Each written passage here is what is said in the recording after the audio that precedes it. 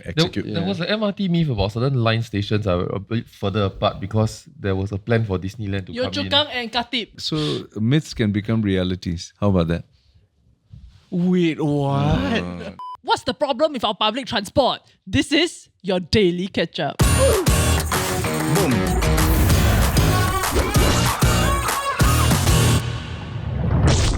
This episode is sponsored by the Ministry of Transport. So we've all heard complaints about MRT breakdowns, delays and crowds over the years. So today we've asked the Minister of Transport to catch us outside, which is inside our studio, and we're going to confront him about the state of Very high Singapore's stakes. public transport, as well as find out what the future holds for all of us. So welcome Minister S. Iswaran to the show. And thank you very much for being here. Welcome. Thanks. Happy to be here. Be gentle, be kind. That's all. All right, I let's will go. be more kind than my email. So, I've heard that Take when your you time. get posted to the Ministry of Transport or perhaps you're asked to go there, right? It's almost like you are ready to be a target bot for the rest of Singapore.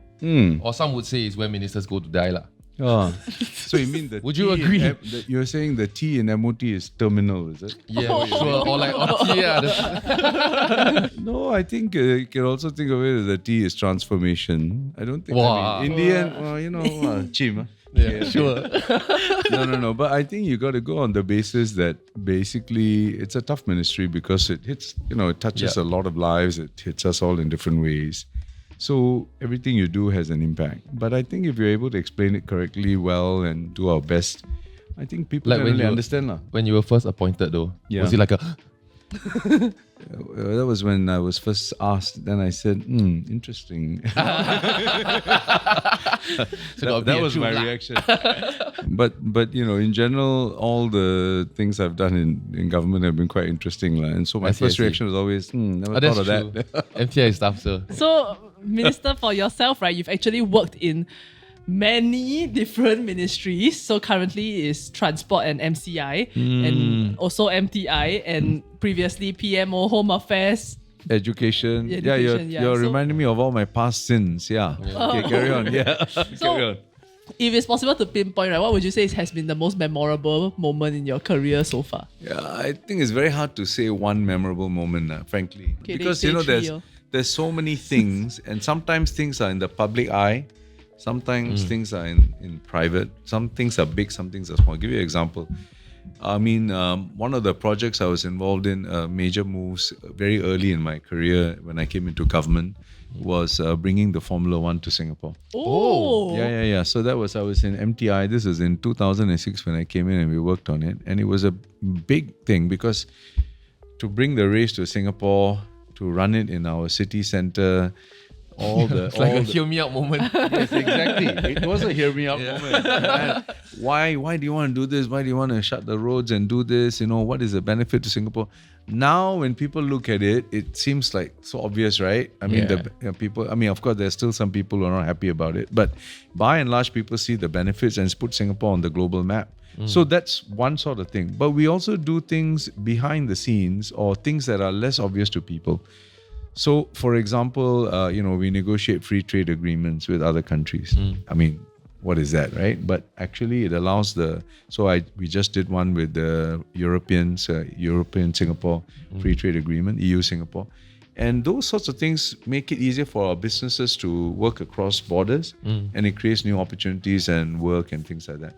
So there's a bunch of stuff like that. But I would tell you, for me, the most memorable moments, quite frankly, is really when it's at the personal level, when you're able to make a difference or help people in a personal level. The things when I immediately recall, I remember faces of people, Right. and how in some small way we've been able to help them. Has there been a very trying time or something so challenging that made you Difficult. feel like you wanted to maybe like step away from politics? Not so much step away, but there are always times when you're dealing with very difficult things.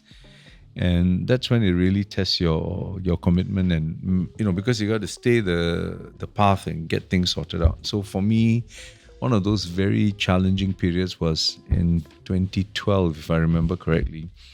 I was in the Ministry of Home Affairs and we had the riots in Little India. Oh, yeah. And we had to do some very tough things to try and bring things under control. Not just in Little India, but we had to introduce all kinds of laws on alcohol consumption and so on and things. It was a very difficult period because we knew we had to do these things, but we also knew that it would have quite a big impact on the ground and on the lives of people.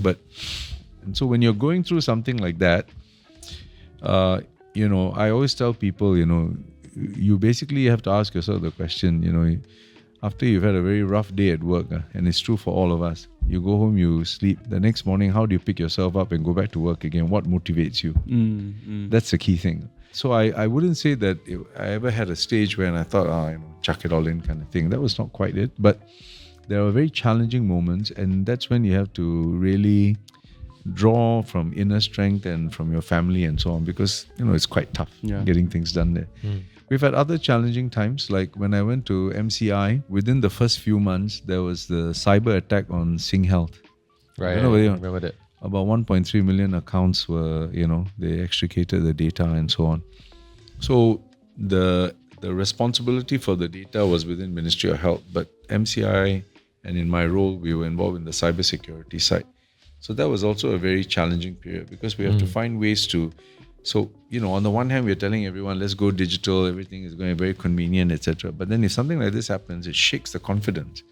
So you've got to bring confidence back and say, look, but actually we can manage it and so on, and this is how we're doing it. So that was again, it took a period of time, but you work your way through it. But the most important thing, I think, with all of this is you must be very clear what it is you're trying to do and how it serves the national interest and the public, the interest of Singapore. I think once you're clear about that, then you work on it and do your best to explain. So something that I found while researching for this episode, right, was that we have a public transport council that actually does an annual survey to find out how people feel or think about the public transport in Singapore. And I was pleasantly surprised because I thought people would be quite angry. But then this year, right, the perception actually improved. People are a little bit happier, although they feel like reliability has slipped a bit. So if I can run through some of the stats, right, 92.7% was satisfied with a mean, which is average, score of 7.8 out of 10. So that's like the A by Singapore. So it is the overview one. Yeah, overall. Yeah, that's pretty good. Okay. Yeah, so there's a slight increase as compared to 2021. And satisfaction with waiting time actually improved the most, followed by customer service, but reliability, however, slipped by 0.5 percentage points. So people were actually more unhappy with bus service reliability as compared to MRT service reliability. Do you have any thoughts on that? Well, there's a lot of data, but anyway. No, I think overall, it's good that, more than 9 out of 10 people are satisfied in general. That's always a good sign. And I think our chaps are trying very hard. Everybody down the line, whether it's train, bus, we try very hard. Yeah. But it's inevitable. How do we measure reliability of a service? Say, for example, train, maybe it's easier because it's by breakdown. But I don't really hear much about buses breaking down. So there's also for buses as well. So trains is, they have all these things like, breakdown, as you say, and mean kilometers before failure, meaning how much before you have breakdown. But buses, it's timeliness. I mean, you wait in the bus stop, does it come as predicted or plus or minus how many minutes? So we track all these things. So it's quite useful, and the feedback is very helpful as well because we get feedback all the time. My inbox is always full of feedback. I would think so. Of course. No, so for example, if buses just get late, is there someone that was the bus captain, is alarmed and then the bus service gets a call and be like, this morning bus service was late, So we have this super intelligent person sitting in an office coordinator. They're bus operating. Every bus company has an op center, and they track. So these days the technology is such you can tell. So the people who are in the operation center actually will know, and then they're able to tell the bus the captains and so on, hey, you need to catch up, you need to do this. So they try their best. But some things cannot be helped because there's a traffic jam, there's an accident, then, these things become a problem. People don't want to give way. So meanwhile, a similar poll was done for people with disabilities, covering a smaller sample size of people, but they also became more satisfied with public transport. So I think it's been quite interesting as we see the infrastructure kind of change.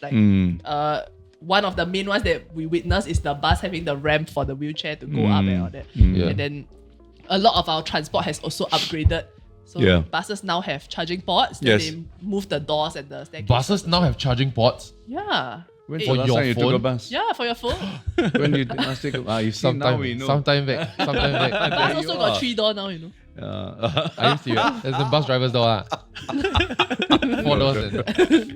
You quick move. Yeah. Maybe, okay, like John has mentioned, he has not taken a bus for a long time, right? But perhaps, like, what are some of your impressions of like public transport? My impressions? Oh, your impression too. When was the last time you you're took going to a ask train? John, Can you the say? other John first. I also take bus. Let me think. Oh, okay. I think the most recent time that I've taken a bus is 2 months. I've noticed that the digital signage has changed, but the design is not fantastic. It's a bit confusing. Why I don't know why this become a feedback session. It became a feedback session, but yeah, it's a please. bit confusing. Yes, why The is it order- confusing? Like the order and the layout of the interface. Ah. So when you click when you click. when you click, how do you when you try to get the bus to stop, right? So you press. It doesn't indicate clearly like what is the next. The order of the bus presentation stops, is a you bit mean? confusing. Yeah, the next bus stops sequence and then whether so it's on? stopping or not. Yeah, Yeah. that's useful feedback. I think we can ask them to look at it. Is it useful though, the feedback? It's like very confusing also, the feedback. Yeah. lah. Anyway, no, I think we understand. We just have to make it more, easy for people to understand. But your point about, I think overall, our society is getting older. We want to make everything, our public transport has to be more inclusive. So different types of needs. So buses, the access, MRT also, like trains, when you're looking at it in terms of lifts provision and all those things. We're basically trying to make it as inclusive as we can so that everyone, whatever their background, can take part. Because we want to promote public transport as a way to go. I always like buses more than trains because the probability of getting a seat is higher. Really? Yeah. Okay. Depends on the time of the day. Yeah, it's true. When was the last time you took a bus? Oh, mine is a job hazard because it's, I do Yeah. this. So I've actually, in my constituency area, I often hop on a bus just to have a look. Check a And bit then- lah. Yeah, check. The lah. bus drivers recognize you or not? Yeah, well. Sweat, yeah. No, so- he's undercover. You imagine that guy like, He's undercover boss. He need to wear the disguise. and that bus will definitely get delayed, right? No. I mean, they're all pretty cool. They know what to do and so on. But I sometimes do it just like mystery shopper type thing. Yeah, but I yeah. don't go around telling people about it because But there's you- no need to. No. But sometimes we do it just to get a sense of it. And it's useful when you do this kind of things. It's just like all the other things we do. You just have to, if you have a first-hand experience, it gives you a much better feel of what it's like. of course. So Singapore has also been ranked like one of the best public transport systems in the world. If I'm not wrong, it's 4th. So Hong Kong is number 1. And then, but the question is, why are people still so dissatisfied with public transport? What are some of maybe like the main complaints that you hear about? So do you all agree or not that we are amongst the best public Agree. transport? What's your personal experience? Even though you haven't Yes. taken a bus. No. It's okay. It's not that long. Maybe 2 years. Okay. No, what do you think? I mean, do you think that ranking is deserved? I do agree. I think like maybe at least before that big like train breakdowns series that we had quite a few years back. That was some time back. Like before that, I think like no issue. Like people didn't really like complain about it also. And then, yeah. No, I think basically we have a good system, but like any system, and ours is growing, right? Because in the next 10 years, we will add another 100 kilometers of MRT lines. So just to give you an idea, thank now you. you're doing a double take, right? So I'm just trying to share with you. We have 250 kilometers of MRT lines today. We're going to add another 100 kilometers in the next 10 years. So you imagine the amount of work that's going into the system. And whilst you're building the new lines, you also have to maintain the existing lines. And some of our lines are 3-4 decades old. Right. So it's a very challenging thing because you've got brand new systems, you've got older systems, and you're trying. So it's inevitable that sometimes there may be a few issues on the ground. And even for new lines, because I know you could probably get feedback about TEL, for example, Thomson East Coast Line, right? But it's the same thing because even when you have a new one, what people don't realize, there's so many elements there, You got the signaling system, the software, the integration. I mean, I don't want to bore you with all the details, but so it's very possible that that sometimes you may have a bit of a glitch here and there and you got to fix it. I mean, your iPhone or your handphone, right? If it doesn't work, you just reboot. Yeah. And it's simple, right? Switch off, switch on or whatever. But train system, you can't just switch off, switch on because you're still operating it all the time. So since we are kind of on the note of like building these new lines, right? Can you share a bit about like what goes into, say, designing a whole new MRT line? Where do you choose to put the stations, and what's the process of like gathering feedback for that? So there are many levels to it. The big picture one is first, where the population centers, where the needs, and you got to work out the broad concept first, right? But basically what we're doing is, you're building right across, right? And so we just started the process. And you start by saying, okay, I need this because it boosts the connectivity. Then you got to work out the details. One of the details is tunneling. So the Cross Island line will go under our central catchment. So it'll be a very deep train, tunnel. Right. Is it under the water? Yeah, so under the catchment, the reservoir, everything has to go underneath. So it's quite a deep thing because you want to provide buffer and everything, right? And then it intersects with it intersects with all the other lines that we've got. So all those intersection points, so sometimes the train lines are like one on top of the other like that. Sometimes they are. Wow. So there's a lot of complexity. And then, of course, where to put the stations will come about. So quite a few things, which is why people, when they ask the question, hey, train line, how come it takes so long? It's because of this sort of challenge. You really have to plan well. And our engineers do a remarkable job, I must say, because some of the things, and as we build more and more lines, it gets more and more complicated. More lines to, intersections, roads, this, that. So it's quite challenging. Do we not build above ground MRT stations anymore? We do some. There are above ground, but increasingly we have to go underground because the surface is taken up for a lot of other activities, you see. Right. And frankly, if you can, it's more expensive to go underground, obviously. But if you can do it underground, then you free up the surface space. It just makes it more livability-wise. It's a lot better. Right. Is it also unlimited how deep we can go? How low can you go? Yeah. I'm not sure about that. I mean, I think there's an engineering. There's a there's an engineering limits as well because it depends on soil conditions, etc., and so on. And really, you don't want to have to go too deep either because it just makes the whole system more difficult to maintain and cost and all that. So you mentioned like there's like 100 kilometers more coming. Where the hell are we going? Isn't every place covered already? No, what are you talking about? You forgot all the people on this part of the red line. Yeah. The crunchy side. So we will have. So give you an idea, right? Just the three quick ones. First is Singapore is like Singapore is like a diamond, right? Yes, correct. So a diamond like that. Okay. Cross Island Line is going from the northeast all the way down to the southwest. Okay, right through to Jurong area. Okay. Then we are doing what we call the Jurong Region Line, which will go all the way into the Tuas part and so on and things like that. Then Thomson East Coast Line is coming from Woodlands on the top of the diamond and coming down. And right now you can already take the Thomson East Coast Line all the way to Gardens by the Bay. Right. And it will carry on eastwards and go all the way towards Changi. You sound like you don't need a GPS. No, I do. I promise you. I do. Okay, let's see who can say more MRT stations. Please don't do that. Please don't do that. Oh, there's another one. Okay. This one, I don't know whether it's something, but I've talked to my friends about this before. Right? It's the Circle Line, right? Is it yellow or orange? Stop right there, red light. Because Ministry of Transport, get it? Okay, anyway, like, share, and subscribe. And okay, green light, back to the episode. That's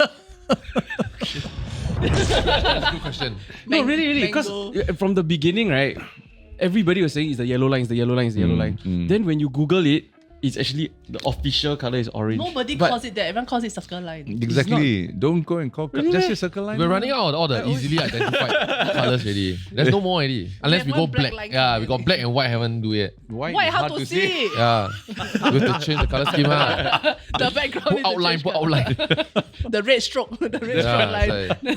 I mean, like I noticed how important the projected planning of all like transport and whatnot is, right? Because I was recently in Taiwan and then as I was walking around along the roads, right, we see these very futuristic looking like bus stations of sorts. But then they had gantries that weren't complete and they weren't the usual bus stations. So then like further down the trip, right, I was able to talk to some of the locals and they were explaining how initially Taiwan had the plans to create this whole MRT like extension system, and then they started building it. But as they build halfway through, right, they just couldn't follow through with it. So then they had to reconfigure and turn it into another bus stop or something. Like, so you need the long-term planning, and it's got to be very clear what you want to do. Because the moment you start, it's very hard to unwind, you know. So, I mean, you imagine Cross Island Line, as I told you, tunneling, right? I mean, you start tunneling, then suddenly you say, maybe not. Can you imagine? So you have to basically be very clear. This is the plan.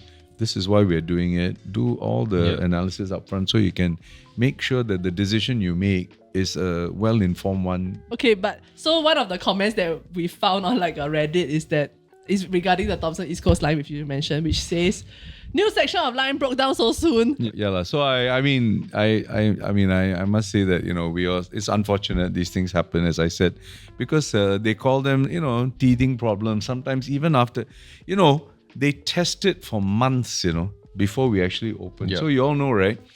Even before we start operating the line to, you know, what they call fare services to begin with, people actually pay to go. And we actually operated for several months just to run through, work out any problems. Sorry, operator as in normal commuters can board the train? No. This is just the technical runs, just to see, because you're trying to get the signaling system, engine, all that sorted out.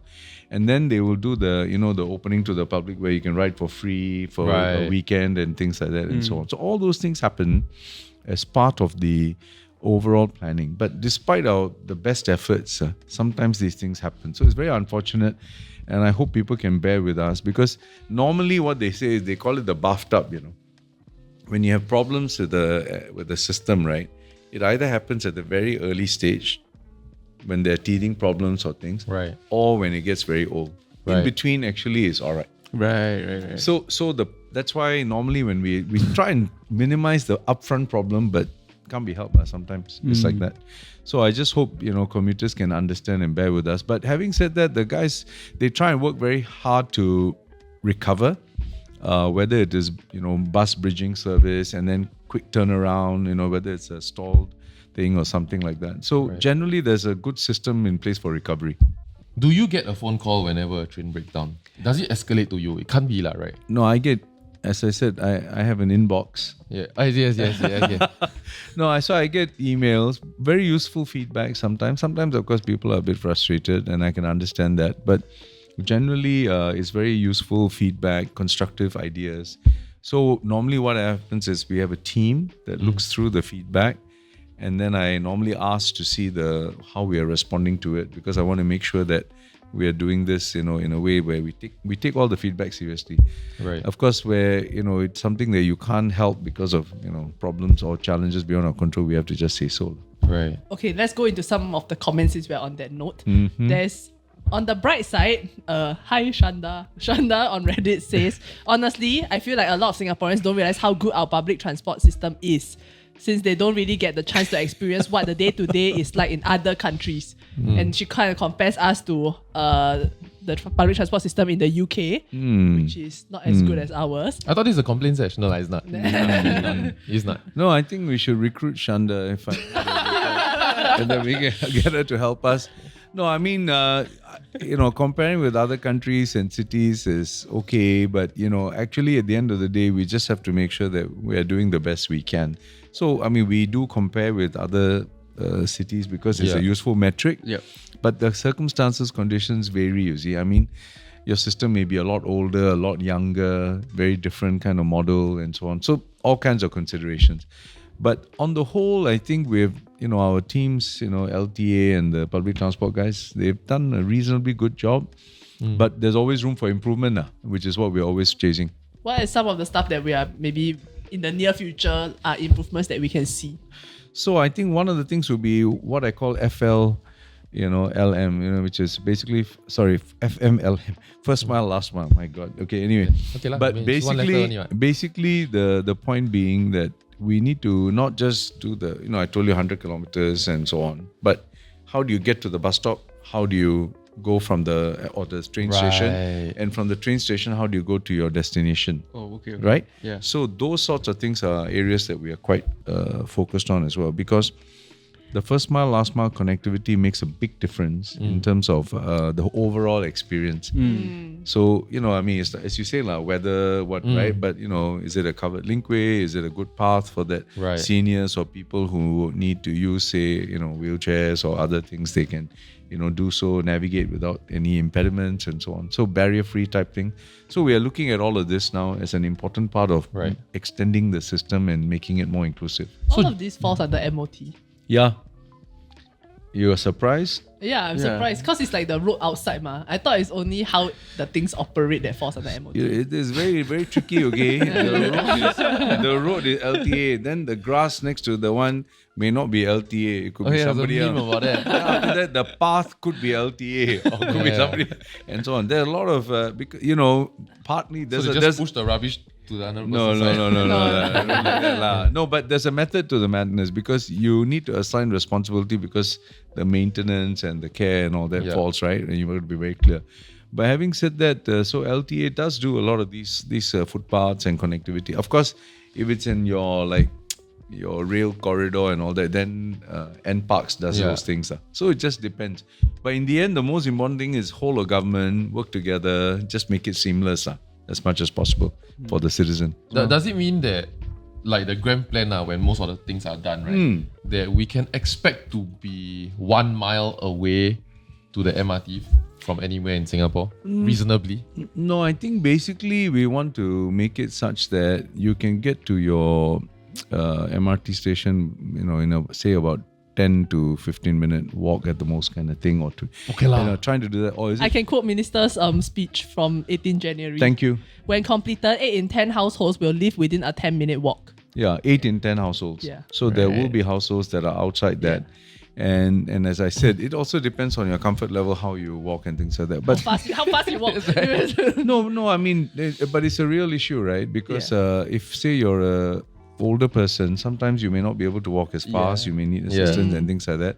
And a young person may be able to just run down and it's a lot faster. So, I mean, you have to take those things into account. But that's an average and so on. But, 8 in 10, and I think by the time we roll out all the MRT lines, I think that number should improve, further. Will it be 100%? I think very hard, but I think we can get to a very high proportion of households within that kind of range and so on.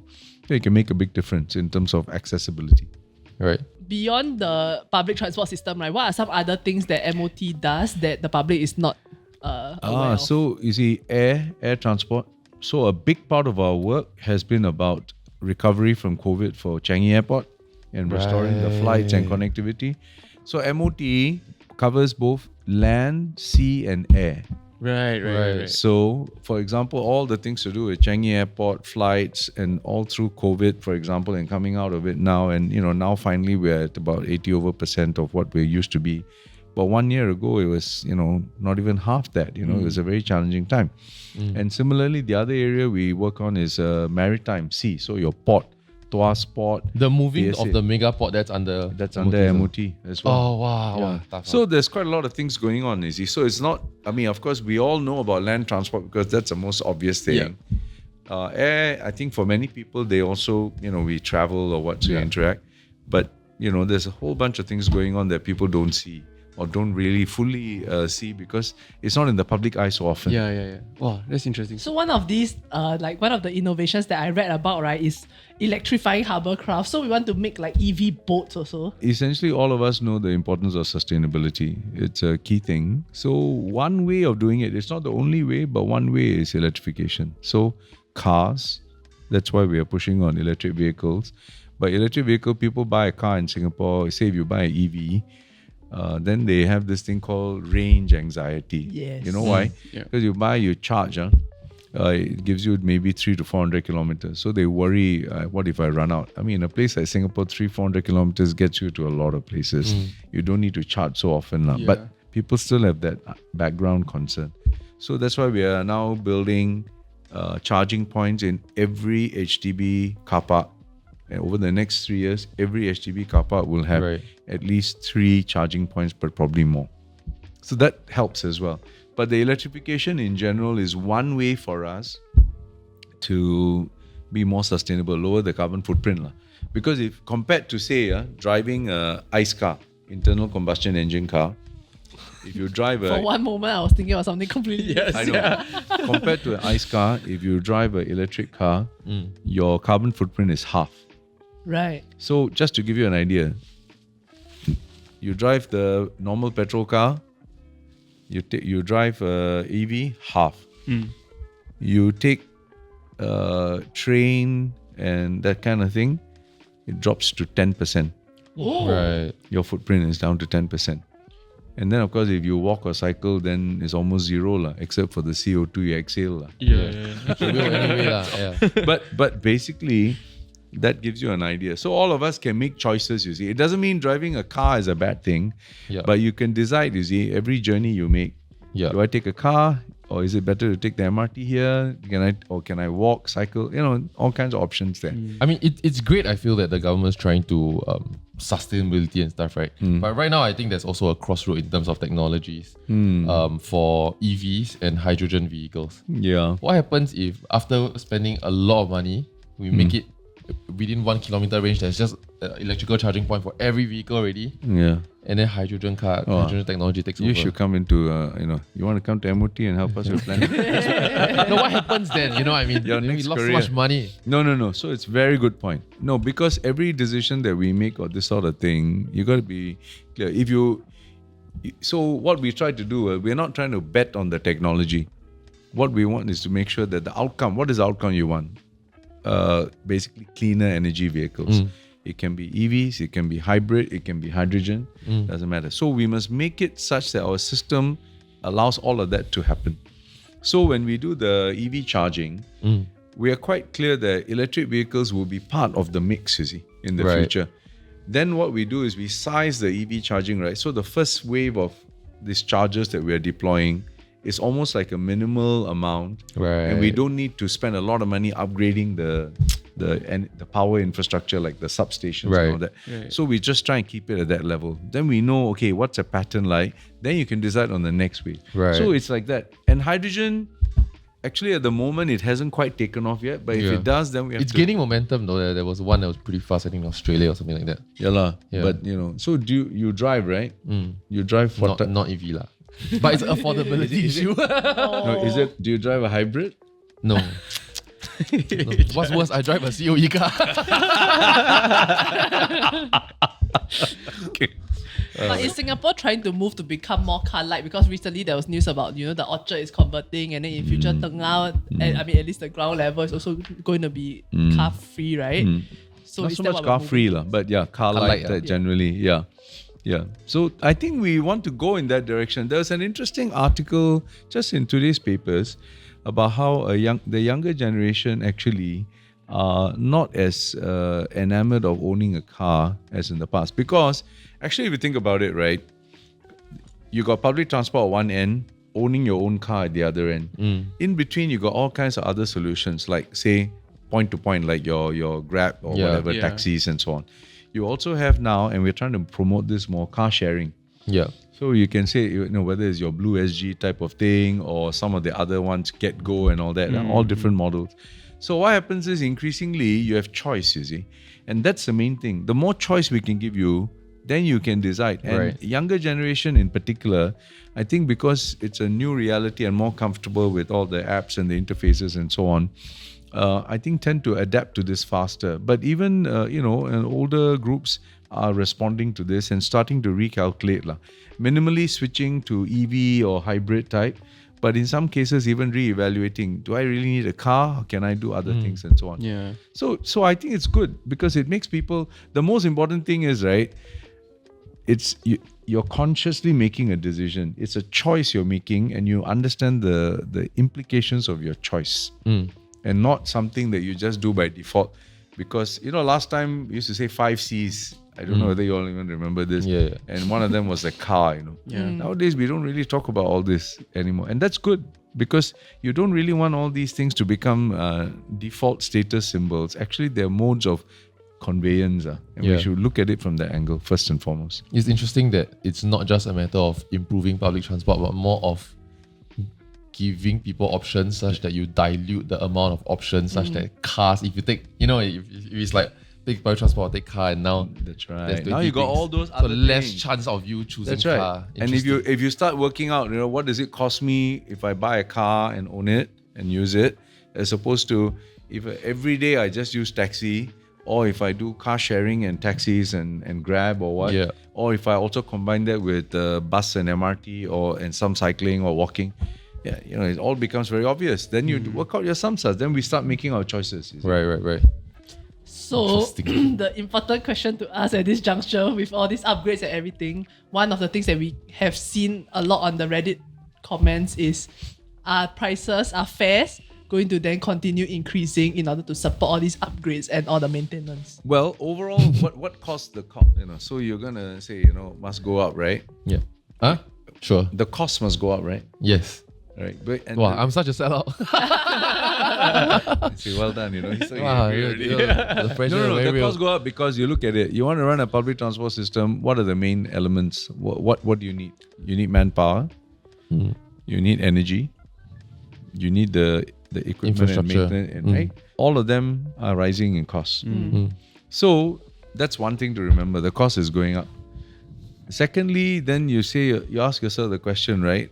Operationally, I'm also building more MRT systems and expanding the network and so on.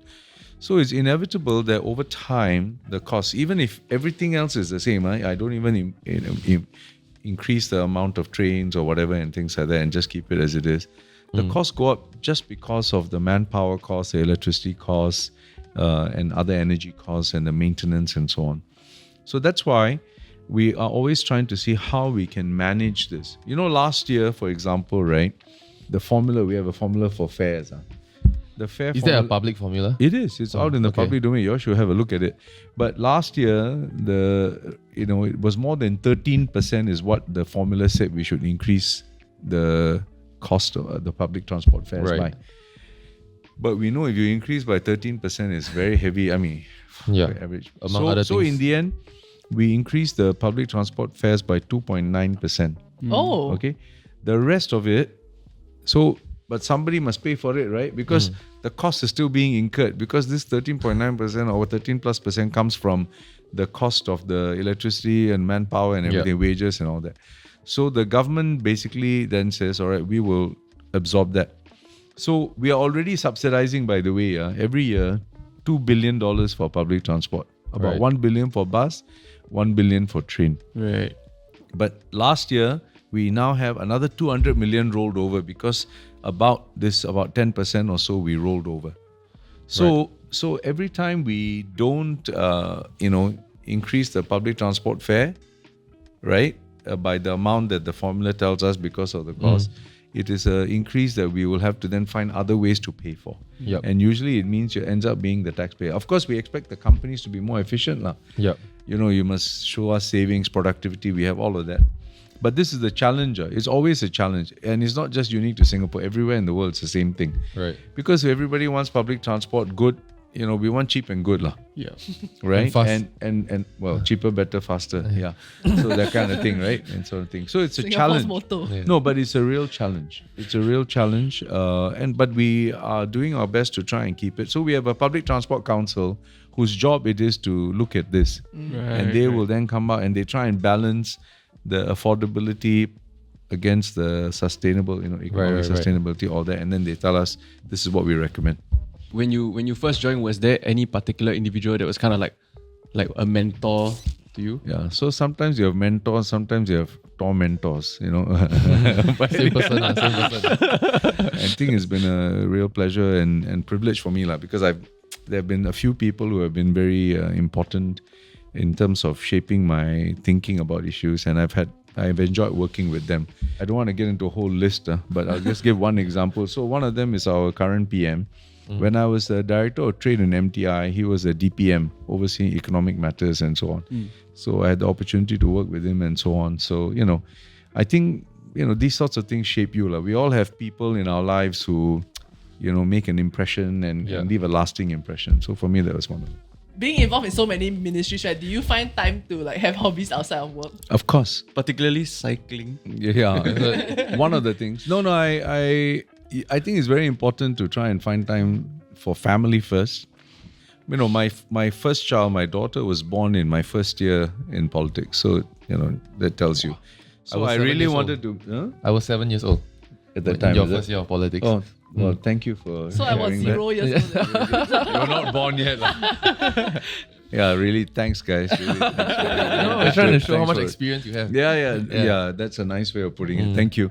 But basically, so, for me, from the very beginning, it was very important to make sure that I had time with my family, my children, because, you don't want to miss out on that. I was very lucky to have a very supportive wife. How did you meet your My wife? partner? Yeah.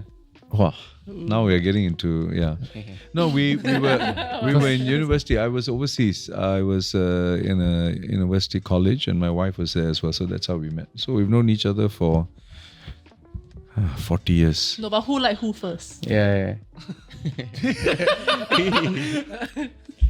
That is a matter of opinion. Right. So the stories will contradict. That's what you are saying. Which is Interesting. fine. Since you mentioned that you've been in a relationship for 40 years, do you have any advice? Yeah.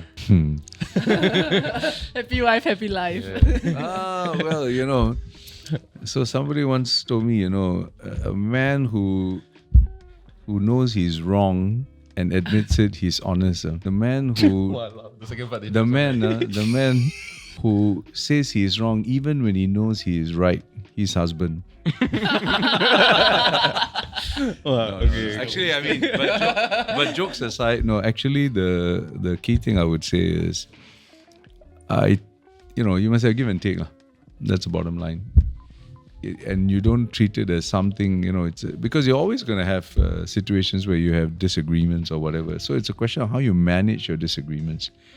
And in a you can disagree, but don't do it in a disagreeable way, and keep Hey, this one is wisdom. keep the relationship going, right, and so on. So I think that's the main thing. But that's true not just of partners. It's true of friendships. It's true of everything, really. Because we will always have situations where you disagree, but it's how you deal with it. That's the key thing. I wonder what will be the results. Maybe someone has already done this experiment. If we track how often are women actually right. So over a span of 1 year, Like a then we Twitter. track. Always. What do you mean? That's the answer. Why are you laughing? That's the opening. Always. No, but I mean, I think it's not so much who's right or wrong. It's just different perspectives. So, you approach a thing, you come at it from your perspective, I come at it from my perspective. It leads us to different conclusions. Is it really about right and wrong, or is it more about just different opinions, you see? And if it's opinions, then it's a question of how you sort it out, that kind of thing. So that's why I think you got to be mature about it, and it takes a bit of time. Are you guys also in relationships or anything like that? What's happening? Single and ready to I'm gonna throw back this one before. Of course, I must throw back at you. What? You think what? One-way street. Very, very single. Hi. Yeah. Very ready to mingle. So. Oh, You say you single have a and daughter. You say you have mingle. a daughter. What? This one? But his So daughter what? is 6.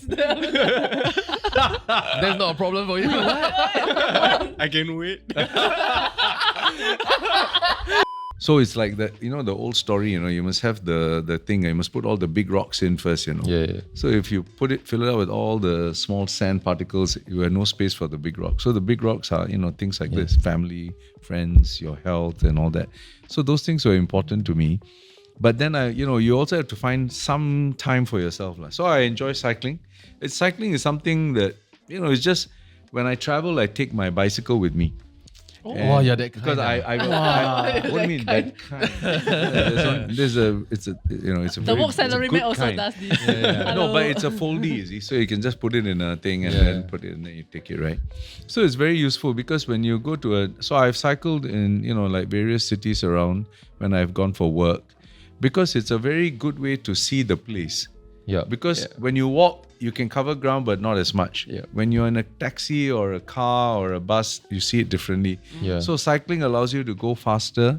You can stop and observe, and then you can carry on, kind of thing. So I Right. really enjoy that. And so I do that, and of course in Singapore as well. I also enjoy music, so I like to listen to music and so on. Very wide range of stuff. Favorite artist? Got quite a few lah. But if I tell you Justin Bieber. for heaven's sake, I mean, Why? what I meant by that was I just was saying, for heaven's sake, you know. Yes. No. But for example, next week I'm going to see One Republic. Oh, And it clashes with Arctic Monkeys. Otherwise, I would have gone to see Arctic Monkeys. You know Arctic Why is Monkeys? Arctic Monkeys over One Republic? Oh, yeah, okay. It's on this. No, hey, don't like that. No, don't let that lah. But I know. But Comments. my choice in music, of course, I mean, the artist must reflect my age a bit, right? How Yeah. can you think what? Who do you all listen to? Elton John.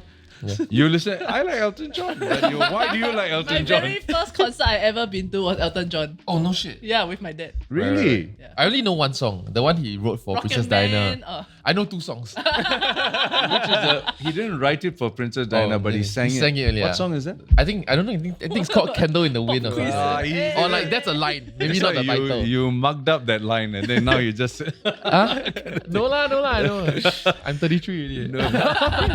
No, I'm not like Denise's age. but it's good. But there's some. But we are very lucky in Singapore now. We're getting. After COVID opening and all that, a lot of bands. Like last week, Red Hot Chili Peppers. They were in town in stadium and so on. And they were playing the same night as Westlife or something, right? Yeah. Westlife was there over the Backstreet weekend. Boys this week. Backstreet. Backstreet Boys still around.